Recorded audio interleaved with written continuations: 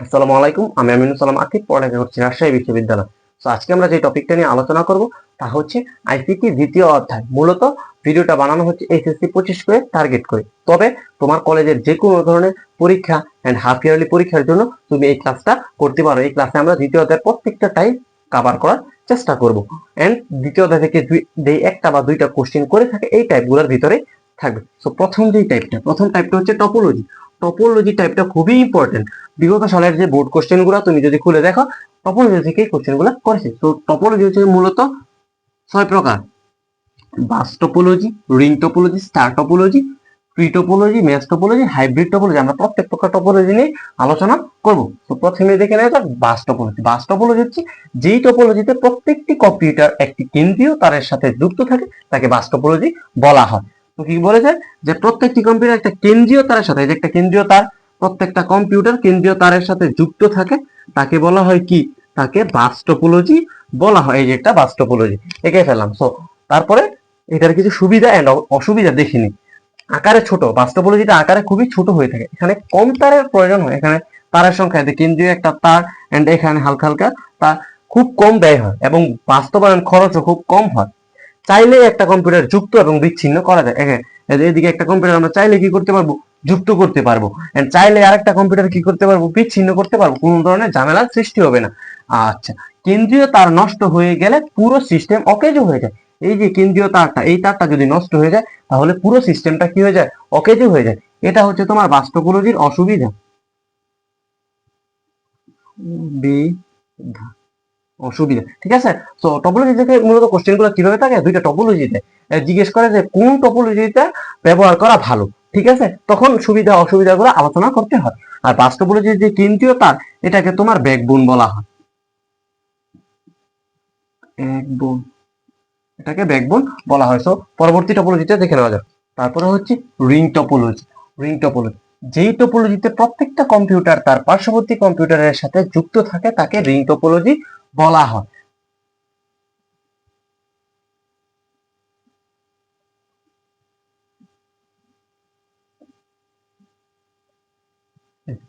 যে টপোলজিতে প্রত্যেকটি কম্পিউটার তার পার্শ্ববর্তী কম্পিউটারের সাথে যুক্ত থাকে তাকে রিং টপোলজি বলা হয়। এই যে রিং টপোলজি এরকম, প্রত্যেকটা কম্পিউটার তার পার্শ্ববর্তী কম্পিউটারের সাথে যুক্ত থেকে যেই টপোলজি গঠন করে সেটা হচ্ছে গিয়ে কি?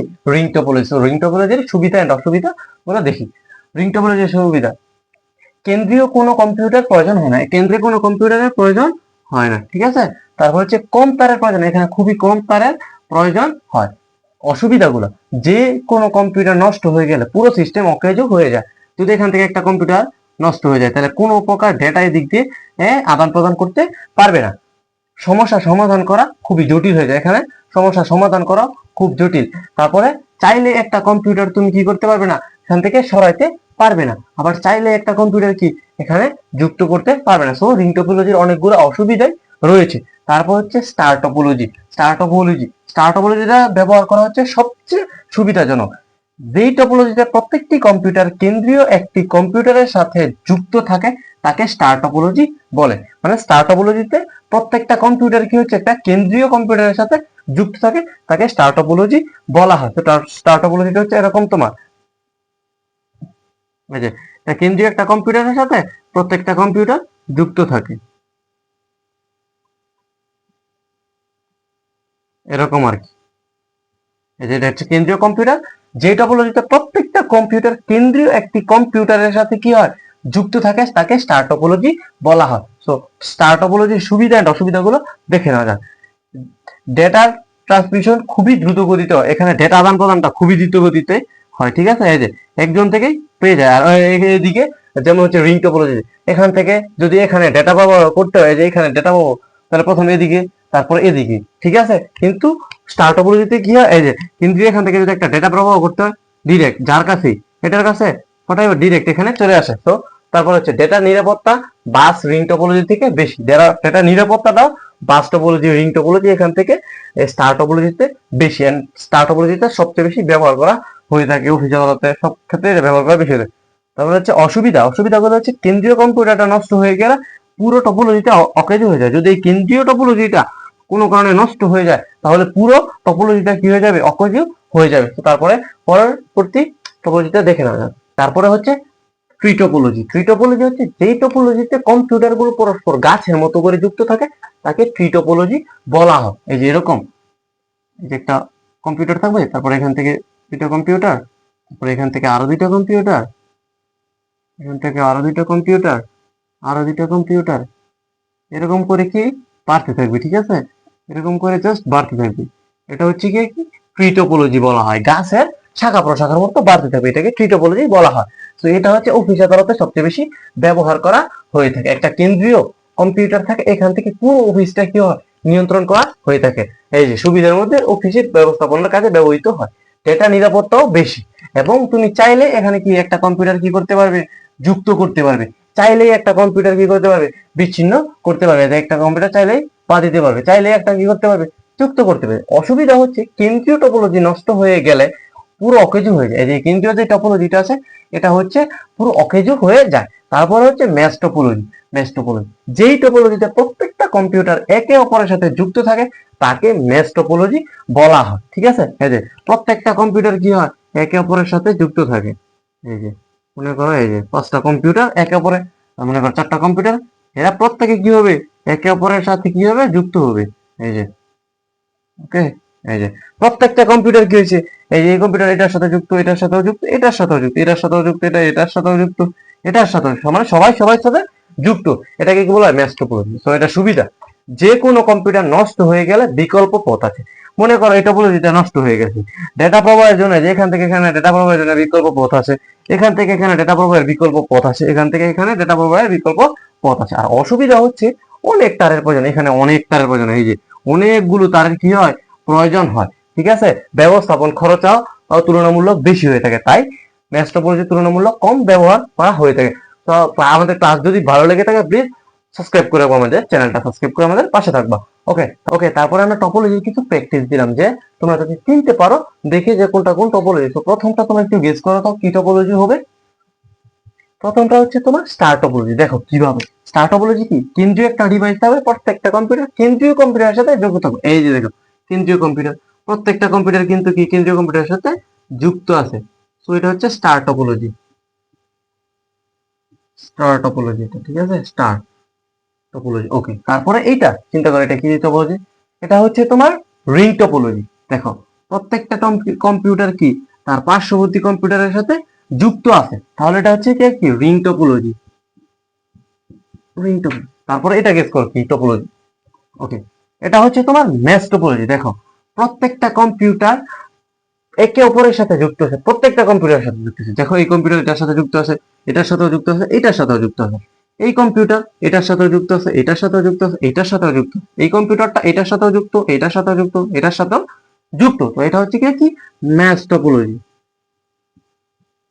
Mesh topology. ওকে, তারপরে এটা এটা চিন্তা করো কি টপোলজি হবে। এটা হচ্ছে তোমার কি, এটা হচ্ছে ট্রি টপোলজি। ট্রি টপোলজি কি হবে, যেটা হচ্ছে একটা কেন্দ্রীয় ডিভাইস, কেন্দ্রীয় ডিভাইসের সাথে শাখা প্রশাখার মতো বৃদ্ধি হয়েছে, শাখা প্রশাখার মতো কি হয়েছে, বৃদ্ধি পেয়েছে। তাহলে এটা হচ্ছে কি তোমার কি tree topology. Tree topology, topology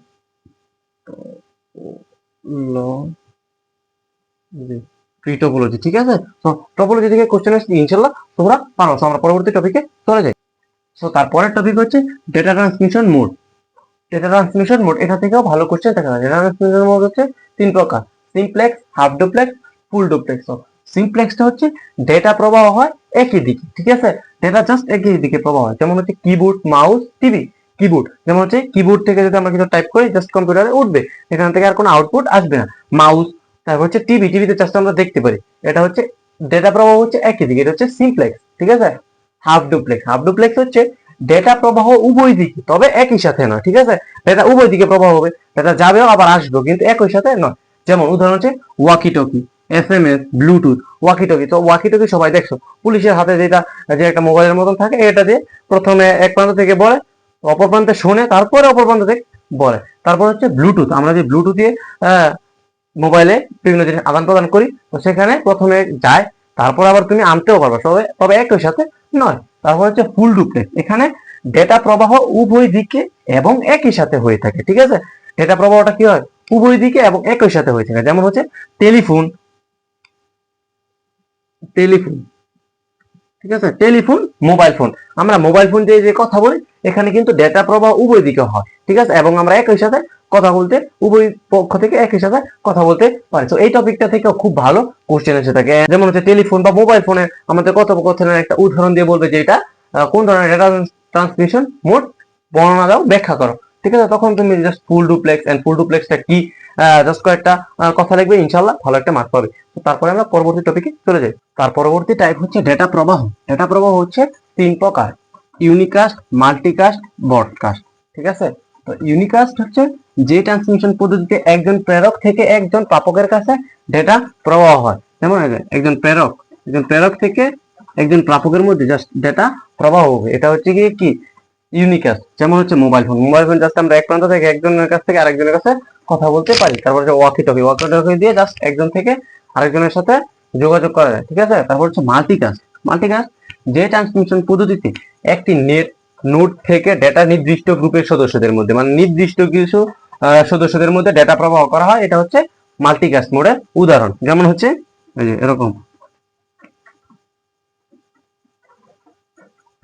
এরকম এই জায়গা থেকে এখানে আর এখানে কিন্তু 3 জন ছিল, বাট আমরা ডেটা প্রবাহ করছি 2 জনের কাছে, মানে যে বলতে একটি নোড থেকে ডেটা নির্দিষ্ট গ্রুপের সদস্যের মধ্যে, মানে নির্দিষ্ট সদস্যদের মধ্যে 3 জন থাকা সত্ত্বেও আমরা 2 জনের মধ্যে কি ডেটা প্রবাহ করছি, ঠিক আছে, এটা হচ্ছে নির্দিষ্ট সদস্যের মধ্যে। এগুলো উদাহরণ হচ্ছে যেমন গ্রুপ এসএমএস, গ্রুপ ভিডিও, আমরা গ্রুপ এসএমএস করি না, তারপরে ভিডিও কলে কথা বলি না বন্ধু বান্ধবের সাথে, তো এখানে কিন্তু নির্দিষ্ট সদস্যের মধ্যে কথা বলা, এটা হচ্ছে মাল্টিকাস্ট মোড।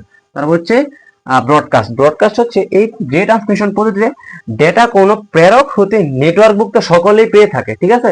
এই ব্রডকাস্ট হচ্ছে কি ডেটা কোনো প্রেরক হতে নেটওয়ার্কভুক্ত সকলেই পেয়ে থাকে, ঠিক আছে। যেমন হচ্ছে টেলিফোনে কোন অনুষ্ঠান প্রচার হলে, ঠিক আছে, এই যে নেটওয়ার্কের সবাই,